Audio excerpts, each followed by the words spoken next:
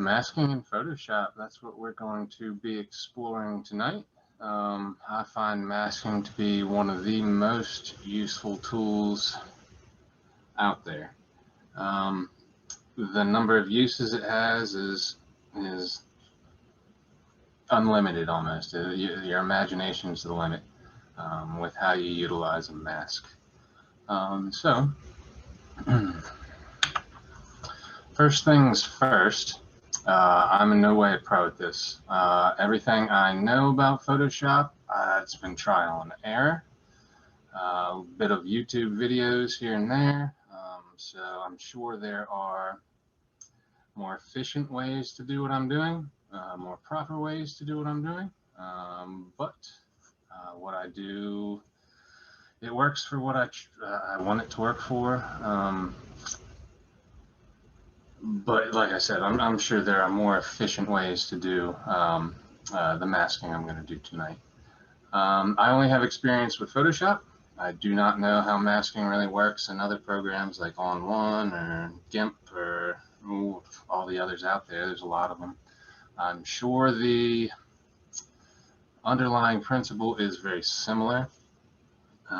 Just the tools you might use to maybe paint on your mask or adjust your mask might be a bit different from program to program, but the underlying principle should be quite similar. Please ask me questions throughout here. I would much rather try to answer your questions than present what I have prepared. I'm really counting on a lot of questions. I feel like that's the best way for me to address the real issues you guys might be having. Otherwise, I'm just going to go through this presentation and it may end fairly quickly. So please ask me questions. I'll do my absolute best to address them. So, okay, what does masking mean? Just start right there. What is a mask? As a noun, it's a covering for all or part of the face. As a verb, it means to conceal something from view. And that is very accurate as to what we're going to be doing.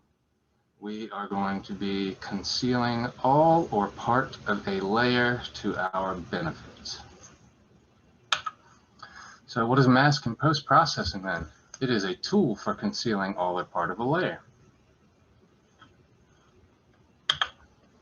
And how does a mask work in post-processing? If you remember the moniker, black conceals, white reveals. That is really the main point I'd like to drive home. As you are painting on a mask, black is going to conceal your current layer, and white is going to show your current layer. So how does a mask work in post-processing? First, you have to apply a mask to a layer. All masks by default will be entirely white. That means nothing will be hidden from view. To actually mask something, you paint on it, paint on the mask. And you mask by painting in shades of black. Anything painted completely black will be completely hidden from view, completely invisible. You will be seeing through that portion of a layer. Of course, shades of black, there are lots of grays. Grays are interpreted as a degree of transparency. And as we're painting, it's important to remember the paintbrush is your masking tool. You're creating a mask, but you're shaping your mask with a paintbrush. And we can adjust our brush opacity and flow to paint in shades of gray. And this can create transparent effects, and that's very important. The idea that we can adjust our opacity and see through our layer, but not make it invisible, that creates a lot of potential in the effects we can achieve. It's a very, very powerful tool.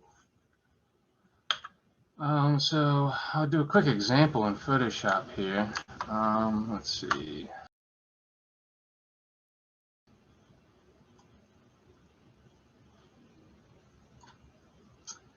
And I'm going to make a new layer.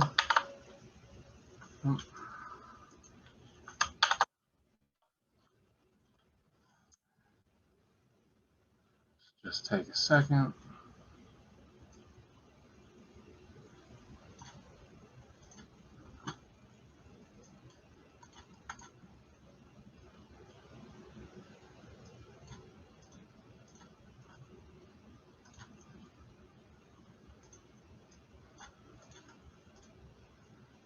Okay, so I have two layers here. If you can see kind of down here in the bottom right, one red, one blue, background's blue. So what we have to do to create a mask, and I got to get these, I got to get your faces out of the way at the bottom of my screen. There we go. Okay, so what we have to do to create a mask is in Photoshop, in your layer panel, the bottom right here, is what looks to be a hole in a square, and that is add layer mask. We do that, and like I said, it defaults to completely white. You can see it right here on the layers. It's on the red layer. The red layer has a mask applied to it. So to actually create the masking effect, we have to paint in black or shades of gray. So we pick our black paintbrush,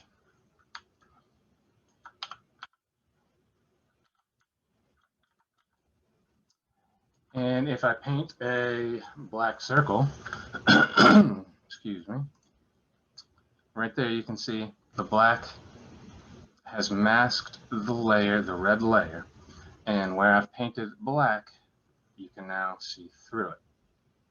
And I can do that anywhere.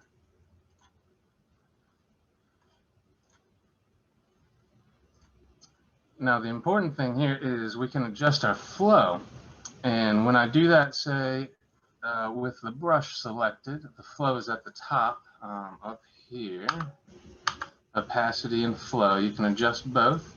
If we take our flow down to 50%, that's 50% black I'm putting down, so it's in a shade of gray. So when I paint gray on this mask, it's going to be a degree of transparent. Some of the red is going to stay, and we're going to see some of the blue. So when I do it, we see purple.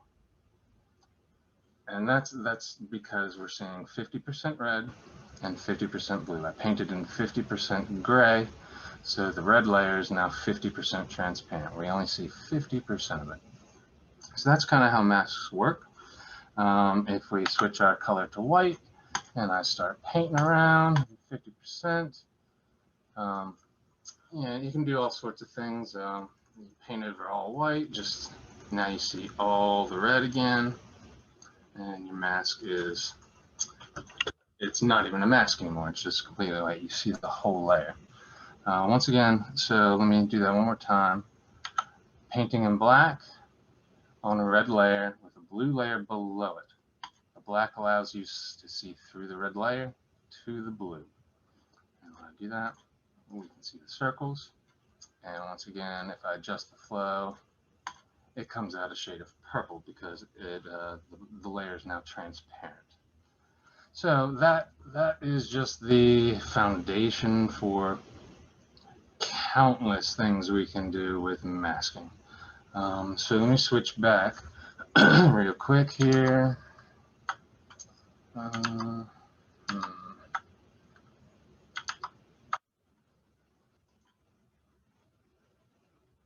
Where are we at? Okay.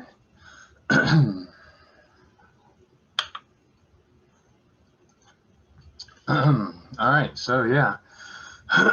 What is the practical use of a mask? We can make holes in red layers, but what can we really do with it? So there's really too many examples for me to list.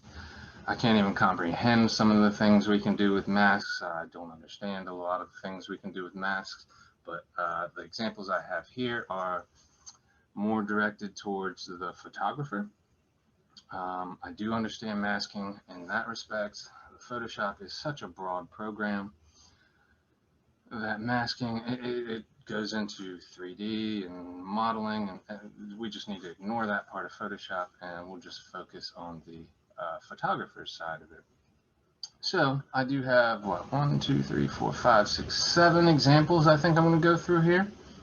I'm going to go pretty quick. I'm not going to do the finest details, painting to get perfect edges. It's going to take a little too long if I do that. So I'm just going to kind of go through these. Please do ask me questions as I'm going, or are there any questions yet I can address by chance?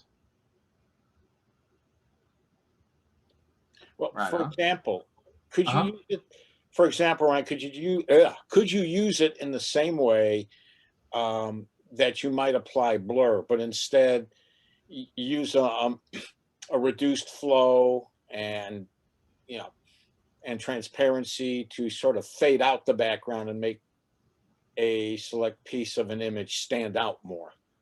Absolutely, and that will be example 3, creating depth of field. Okay. With the Oreo here. Yep, you absolutely can do that.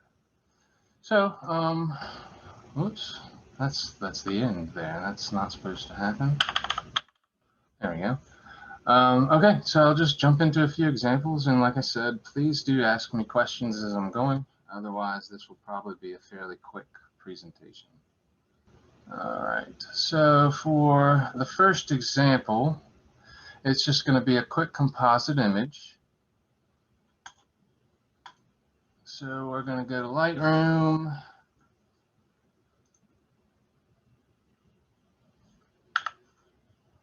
And we'll pick a few images. So we want to do a composite with these 3 here. Select the 3, right click, edit in, open as layers in Photoshop.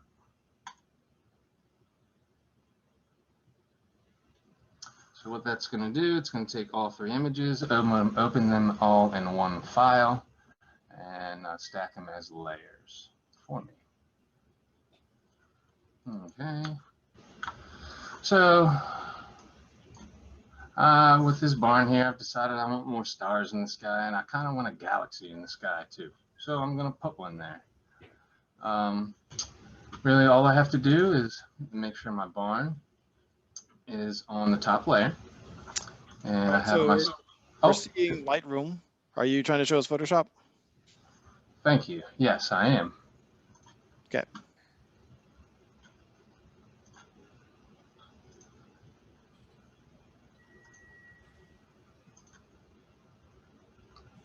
All right, there we go. Okay, so imported the 3 files from Lightroom into Photoshop. It automatically made them layers for me in the same file.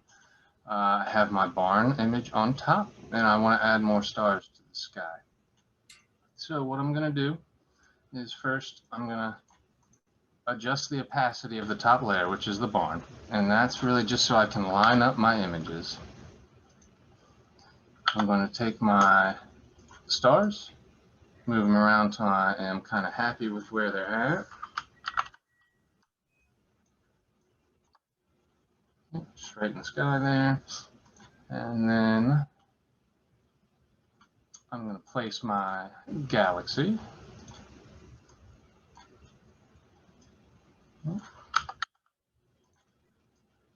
Maybe right there or something. Okay, so they're in position. Now all we have to do is mask them in. So I'm going to select my barn, bring the opacities back up so we can see it again.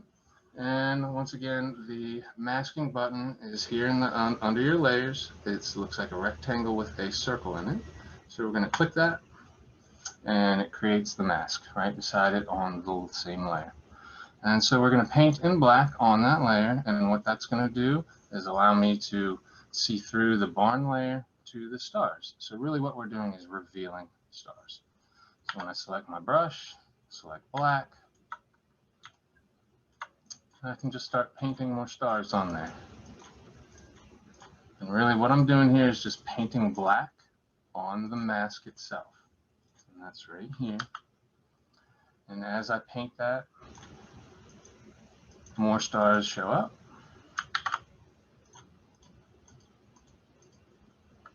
I didn't make my image large enough, so it's clipped on the side here, but that's all right. It's just an example. And I want to include my galaxy. So I'm going to apply a mask to the star layer, which is the second layer here. I'll apply that, and I'll paint black over where the galaxy is. And that is hiding the middle layer and allowing me to see through to the bottom layer. So that's a real, just a quick example of how you can use a mask quickly to create a composite image. If you look at, I masked it, I can't show you the original. So yeah, looking at the barn, if I remove the other two layers, you can see how the mask works. Where I've painted black on it, you are literally seeing through it. It's transparent in the sky. So that allows me to see the stars on the next layer. And when we take a look at the next layer, you see the hole where we can see through that layer into the bottom layer, which is the galaxy, which creates our composite image. So really we're painting black to hide the layer we're working with to see through to the next layer. So that's a quick example there. Any questions I can address there? Yeah, this is Julie. So is this more than one photo? Yes, this is 3 photos here. Okay.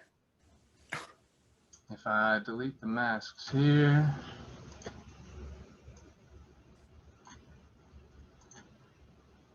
then you can see each photo individually. So there's the galaxy on the bottom, second layer with just the Milky Way, and then the top layer with the barn.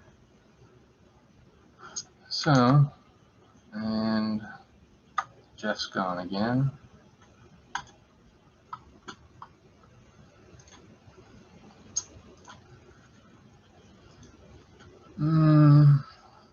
Oh yeah, so the next example I'm going to do is selective sharpening. I find this to be extremely handy. Oftentimes, when you're sharpening, a lot of sharpening tools sharpen your whole image, because why wouldn't it really? But sometimes you have things that you don't want sharpened. You have depth of field, bokeh, that is just soft and milky. You don't want that sharpened. Maybe you have a long exposure waterfall. You don't want your smooth water sharpened, but you want your rocks sharpened around your waterfall. So we have to make a mask to make that happen. So you go back to Lightroom here.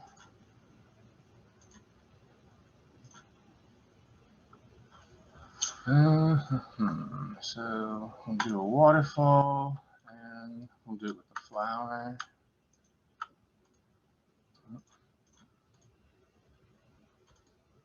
Maybe.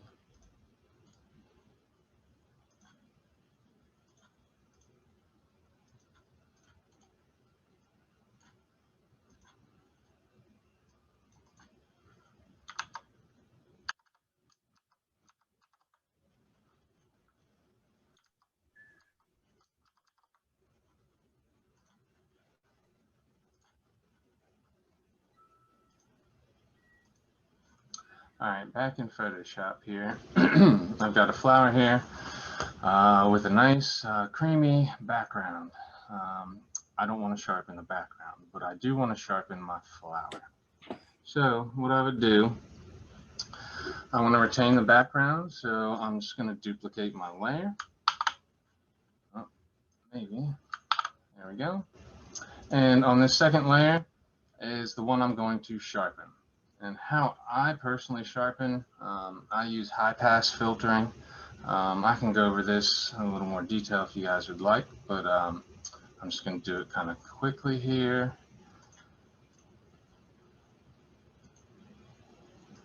So high pass sharpening I like to blow out, when I'm using a mask to sharpen, I like to make my image extremely sharp, overly sharp, stupidly sharp, because I can adjust the amount of sharpness I show once I create the mask. So if you guys can see the difference here, that's before the high pass sharpening. That's with high pass sharpening. Is that coming across as visible to you guys? Yes. Mm-hmm. Excellent. Great. So I have my layer that's sharp. And it's sharpened the background. If I zoom in, you can see it's created noise. That's no good. I don't want that noise. So I'm going to apply a mask to my layer that I have sharpened. So it's completely white. The layer is still completely visible. Honestly, I don't want to see any of my layer at this time, so I'm going to invert the color of the layer to black, and I'm going to hide the whole thing. And you just do that by pressing Control I, which is to invert. Control I for invert, makes it black. Now you can't see it. Now I can paint white on it to reveal some of that layer. So I select my brush, select the white paint, and now all I have to do is paint over the flower, and that will reveal a bit of the layer. And as I paint, it sharpens what I paint. It reveals that sharpening that I already did. I can come down the stem and do a little around here. But the bokeh, the depth of field is still nice and blurred. So if I do a before, you can kind of see there, before picture and after. It's just affecting the flower because I have painted the mask to only show the flower on this layer. And like I said, once again, black conceals, white reveals. With a layer mask that's completely black, I'm painting white to reveal it. And the layer is the sharpen layer, so I'm revealing harder lines, finer details by painting it white. And none of the background, and nothing I don't paint white is affected at all. So that's the before and after. That sharpens it quite nicely, and your background is retained. So can I ask you a question? Of course. On the last two examples, you've used 100% opacity, but you've reduced your flow. Is that generally the way you regulate the amount of whatever you're doing? You put 100% capacity in and adjust the flow? Really, you could use either. Yes, I tend to use flow. It's kind of a fine difference between how the two work. Opacity, up here, if you adjust the opacity and you have 100% flow, you are putting down pure black, but you are seeing through, say, 50% of it. If you have 50% opacity, you're putting down pure black, but you're only seeing 50% of it. With flow, you're only putting down 50% of the black, and you're seeing all of it with 100% of opacity. So 50% flow would be gray. Opacity at 50% with 100% flow would be gray as well. And that's only because we're only seeing 50% of it. It gets confusing as we get deep into it. But yes, to answer the question, I typically leave my opacity 100%, and I adjust my flow to achieve the effects I want to achieve. That's typically how I do it. It may or may not be the correct way. So, any other questions I can address? Right on. Okay, so I also had the waterfall. Another example of just an image you want to sharpen, but you don't want your water all sharp. So we can once again high pass filter or high pass sharpening. I can't think of a more effective way to sharpen, to be honest.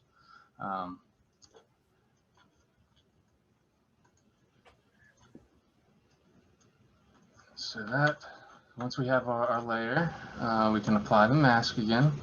And you can see how before and after, this is the before here and the after, and it is over sharpened a bit. You can kind of see how it makes the water rough, I guess, for lack of a better word. So I've applied the mask. Now I want to invert the color and make it black again, so because I don't want to see that all the sharpness. So I'm going to make it black and hide it all. And from there, I'm going to pick my paintbrush and paint in white the areas I do want to sharpen. And that's pretty much everything but my water here. So really I can take my flow up a bit and just start painting in the sharpness where I want it. And that's really all you have to do. There's the before and there's the after. The water is no longer affected. All your sharpness is applied to, let me zoom in a bit. You can see the rocks have gained more detail. The water is not affected at all. So that is a big reason to use a mask when sharpening, because oftentimes everything in your image doesn't need sharpening. And oftentimes most sharpening options, tools, and programs do sharpen the whole image. So applying a mask can let you selectively sharpen exactly what you want.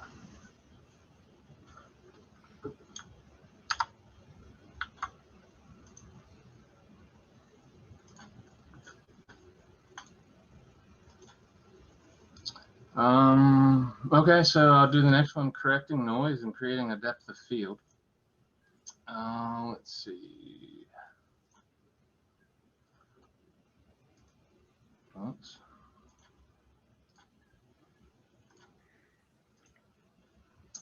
So which one? Ryan, do you find a particular advantage in using Lightroom Classic as, I realize this is just slightly tangential here, but opposed to Lightroom CC? And then, you know, for getting your shots and then importing them into Photoshop? Lightroom Classic for me is a fantastic organizational tool. Okay. Lightroom, I guess, am I getting them right? They changed the names of them. So Lightroom Classic is the main program. The desktop-based program, right? Okay. The other one, I typically just use that on my phone to pull up images I have synced with it. Between the two, I don't do a whole lot in the what is it, Lightroom CC then? Yeah. Creative Cloud, yeah. Yeah, I don't do a whole lot with that one except pull up pictures that I've synced, maybe do a quick edit, crop or something if I want to email it. But almost all of my work is done in Photoshop. Lightroom to me is a fantastic organizational tool and not a whole lot more. So yeah, Photoshop is where I do all my editing. Okay. So we're going to do creating depth of field and noise correction. So once again, select your picture, edit in, Adobe Photoshop.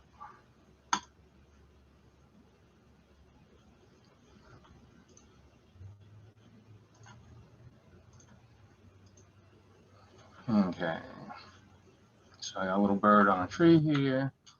You can see that background is pretty noisy. So what we're going to do here, there we go. I'm going to duplicate the layer again because I want to keep the bird how it is.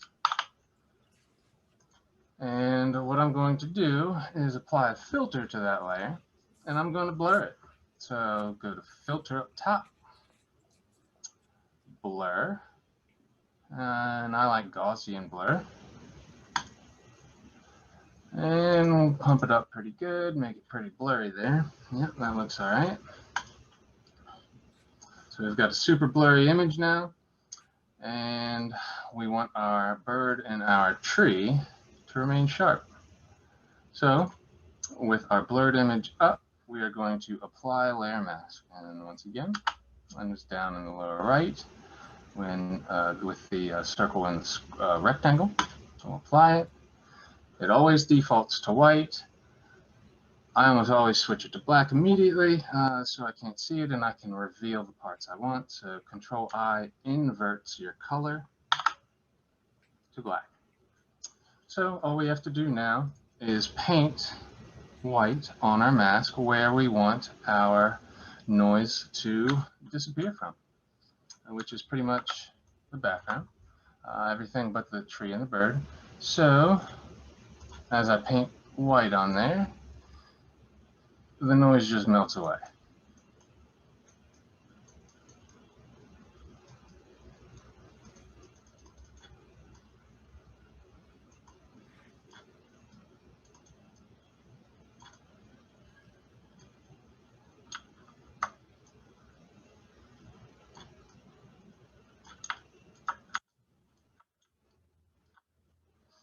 Okay, so you can kind of see the difference here. So that zoomed in quite a bit. That's the noise before, and that's your noise issue after. It's not really an issue. And as we zoom out, our bird is still crisp. It's not blurry. I mean, I could certainly zoom in and do a better job here around it, cleaning up the noisy areas. So I'll just continue to paint with a smaller brush around the bird.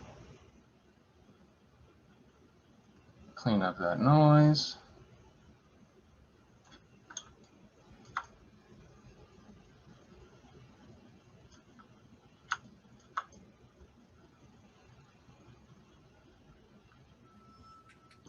Is that something that Smart Object could help with, rather than having to ever so carefully go along the tree limb and the bird and all of that?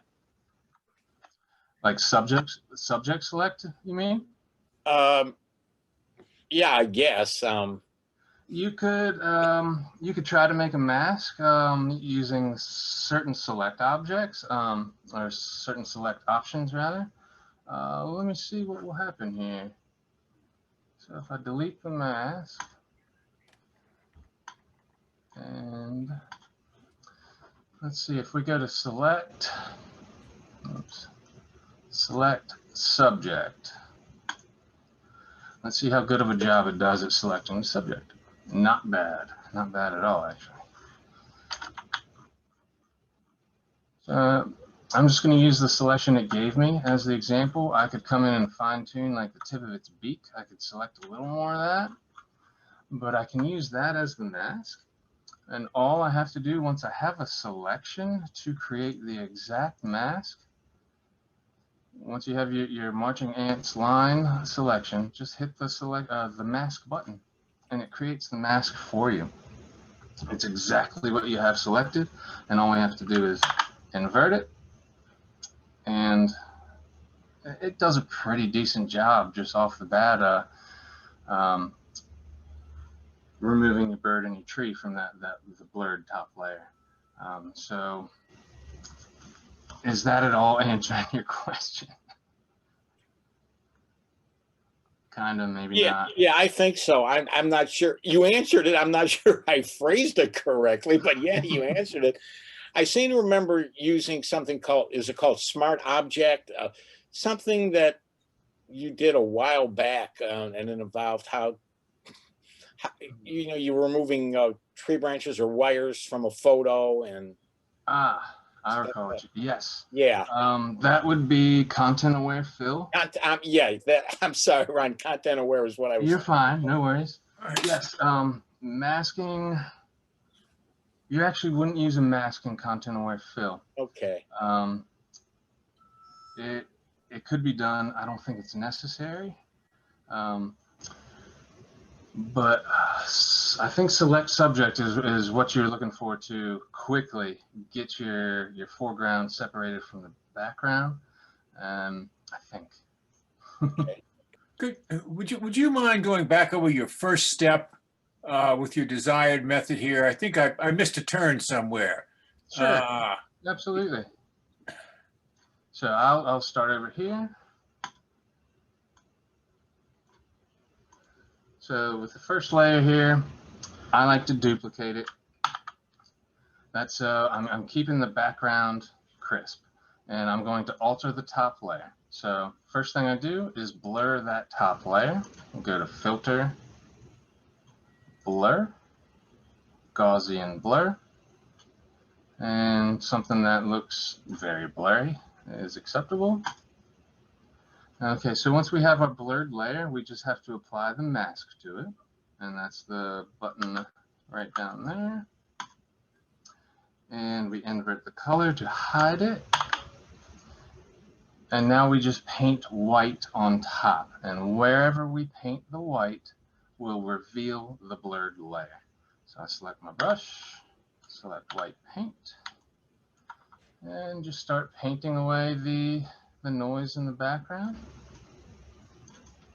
So that's the turn I missed. So employing blur acts as a tool to reduce noise. That's where I'm not tracking. So you blurred it, and then you paint to reveal the blur, and the noise is gone. I'm struggling a bit. So when you blur something, the program kind of takes a range of pixels, averages them out, and kind of smooths everything. The transition between a light pixel and a dark pixel is smoothed out, so there's less visible grain. So when you blur it, let me delete this layer. Now I'll show you how that works there. So delete. If I zoom in really close here, you can see the noise on the, right. This is unblurred. So once Right. I go to Filter, Blur, Gaussian Blur, you can see how the noise is just kind of removed. Okay, right. All right, I got it now. Okay. So, Okay, yep. that's where the noise went. Yep, so we have that blurred layer, and we only want to apply it to certain areas, so we create that mask, and we just paint on our depth of field or noise correction, whichever way you want to look at it. Okay.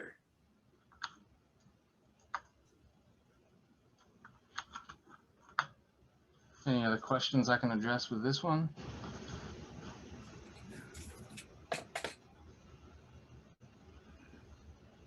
All right. Okay. I'm good with that one. Thank you. Yeah, sure.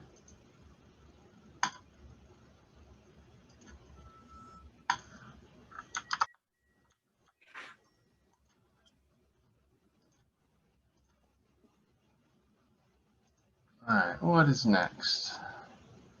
Luminosity adjustments. These are interesting. This allows you to select and edit just the light, which is very handy in some situations. So we'll go back to Lightroom, maybe, and we'll select a couple images. Actually, I had 2 examples for this one, so we'll select them both.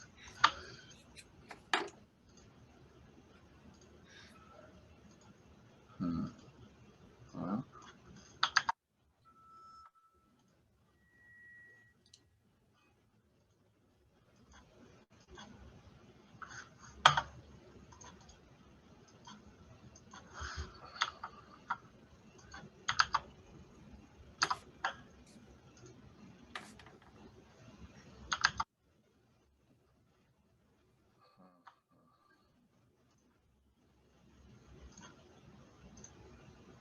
all right, back in Photoshop, right on. Okay, so with this image, say I wanted to brighten those beams coming through the tree. That would be one hell of a task to select manually, borderline impossible. So what we can do is what's called luminosity masking. And how we do that is right near your layers, there's channels. You have layers and then channels. If we look at our channel button and we click on either red, green, or blue here, it's over here. It shifts it to a black and white image. And what these are doing, it's showing you what portions of the image are predominantly red, green, or blue.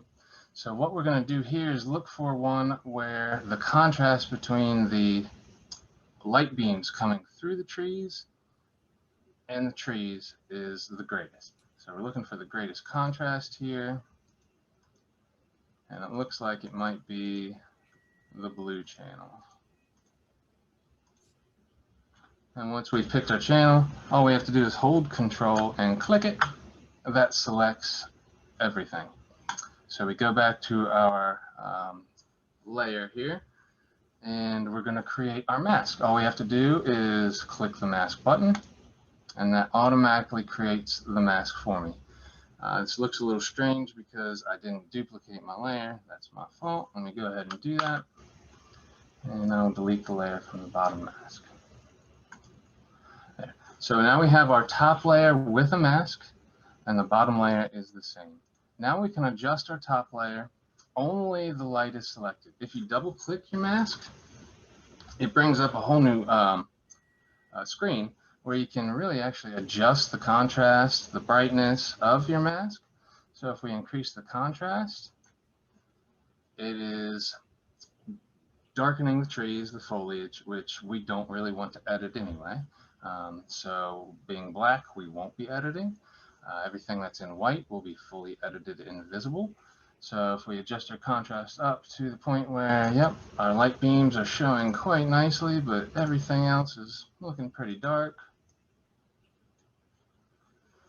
then we can go ahead and hit OK, and that will save the mask. And now we add what's called an adjustment layer, and that's the button right next to the mask. And there's all sorts of things we can do through here. This is like 3 more skill sessions by itself. So what I'm going to do with this one is I'm going to adjust the brightness and contrast of my lights coming through. All I have to do is select brightness contrast, and this brightness contrast is only being applied to the layer below it, and the layer below it has the mask.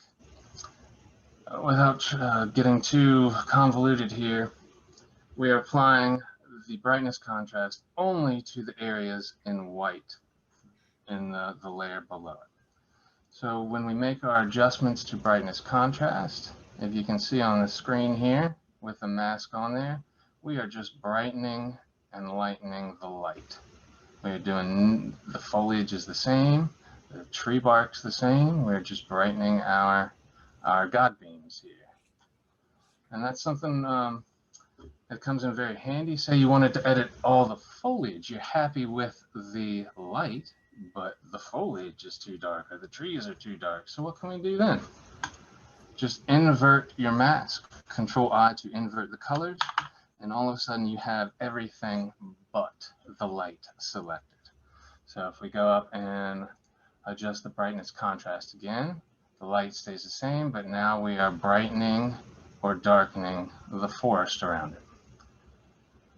So that gives you a lot of options to play with. There's certainly,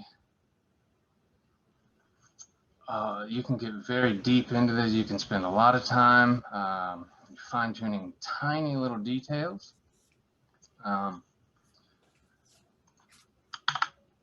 So back to just the light here selected. Say I wanted this light to be a little more warm. It's kind of white right now, so I can do that too. Add a color adjustment layer, maybe with yellow, maybe a little bit of gold, and then we'll just bring the opacity down. Oh, that's fill. And just warm it up a little by adjusting the opacity. So before and after, it's a little warmer, and it's just applying it to the light.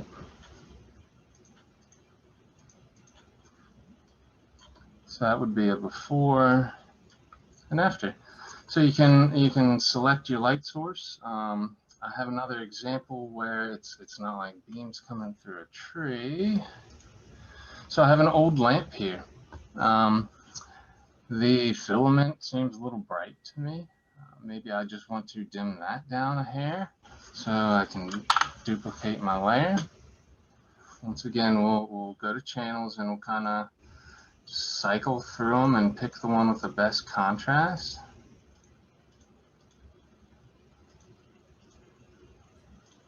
I'm going to go with the green one this time. So you hold control and just click it, and that selects. You go back to your layers, and all you have to do is hit the mask button. That will create the mask from your selection. So now just the light portions are selected. And we can once again maybe go to brightness contrast, and we can dim the light, and we can brighten the light.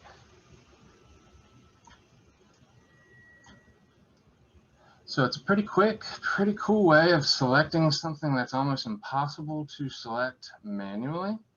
And your options, once you have it selected, are it's limited only by your imagination.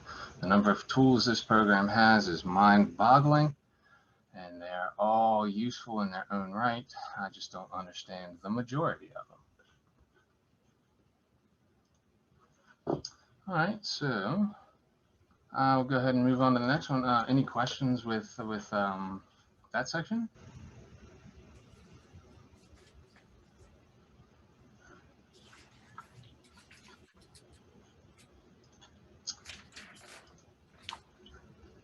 All right, so we can do some selective color edits too. We'll go back to Lightroom and edit in Photoshop.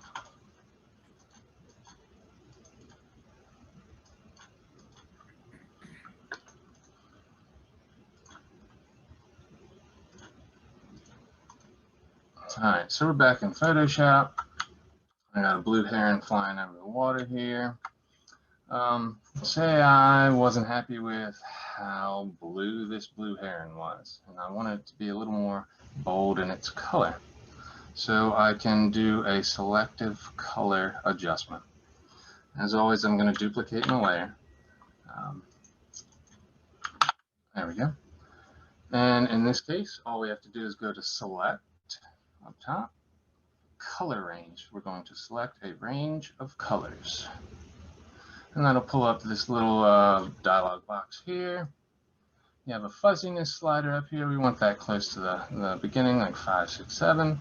So we're gonna, with the eyedropper tool, just click on a blue, and that'll start selecting your color. And this is inconvenient at best.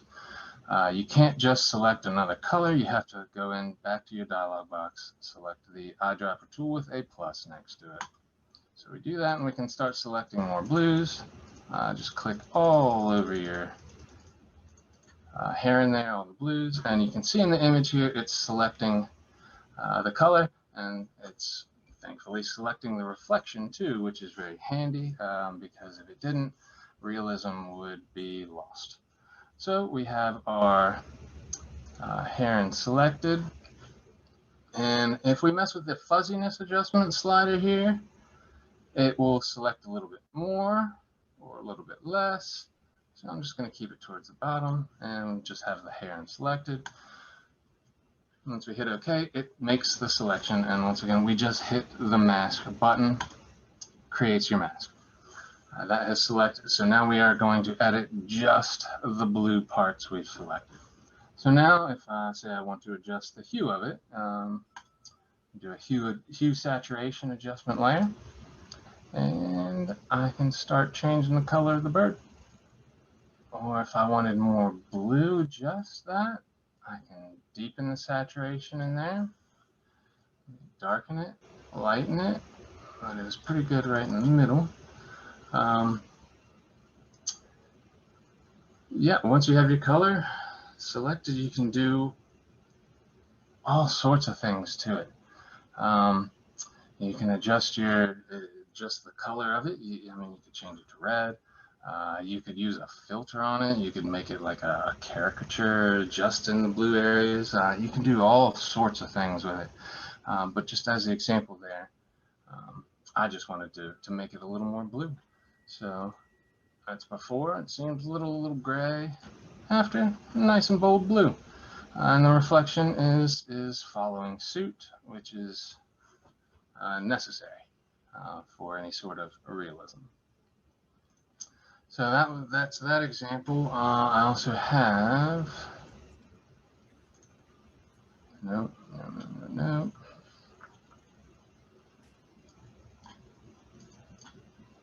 I guess it didn't come up. Okay, well, 1 second.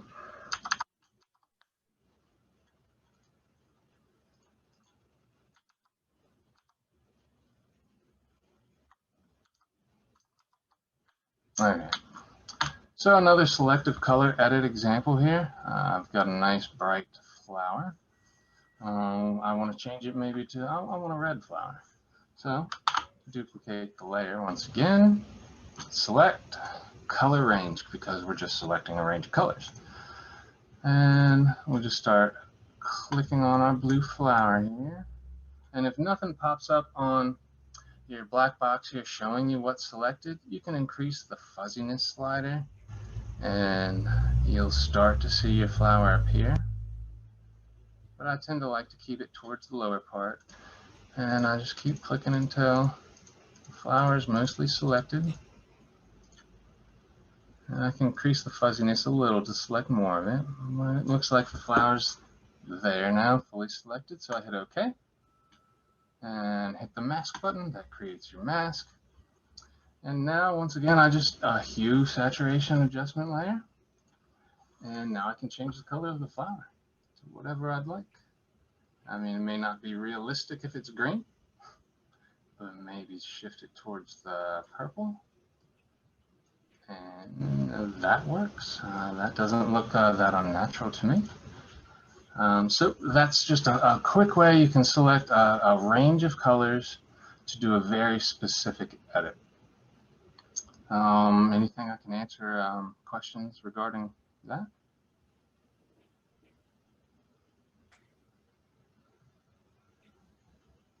Right on.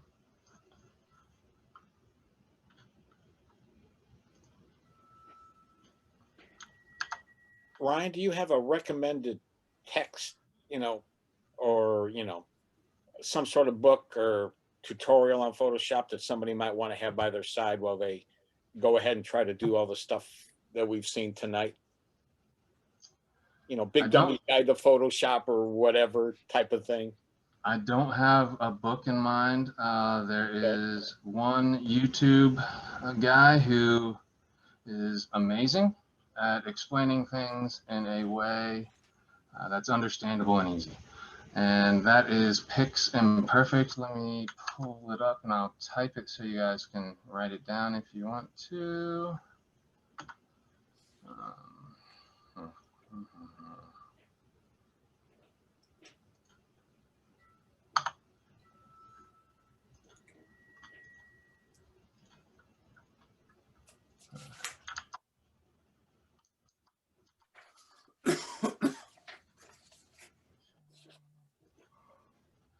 Okay, so that would be, if you do a YouTube search for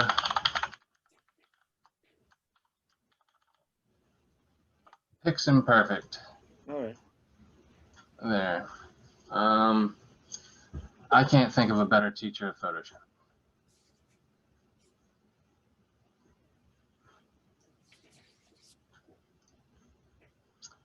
All right. And like I said, it'd be a pretty short presentation without questions. Any questions I can address, anything at all, because that is really all I've got. No, thank you very much for doing this. I think my biggest challenge in this is I was thinking of a mask almost like it was another layer rather than something you do on a layer. And I think that's what was if you think of a mask, if you think of a mask as something you put on a layer, Just as you would put a mask on yourself to hide portions of your face, you would be applying a mask to a layer to hide portions of it. Yeah. The other thing I noticed, and that's something I've been fooling around with a lot, is the type of layer. Overlay or a hard burn or a lighter burn, and I've had a lot of fun playing with those. Yes, that's a whole other skill session in itself. Yep. Yeah. Those would be There's blending a lot of modes. cool Is stuff. that correct? I'm sorry? Those would be blending modes. Yes, they're the blending modes. Yep. And there are some pretty cool things you can do with that. Real quick, Jeff, if I can pull Photoshop back up.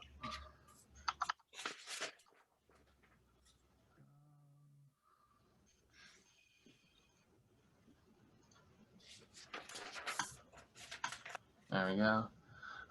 Yeah. With your blending modes, if you try double clicking your layer one time, and that will let you do your blending modes up top here. But then it has a lot of other tools that there's just a stupid amount of tools in this program. They all have such a function, but I don't know what a lot of them do. If you just get into double click your layer, all these blending modes, you can do drop shadows, glows. You can adjust your blending, how it blends. The options are truly unlimited.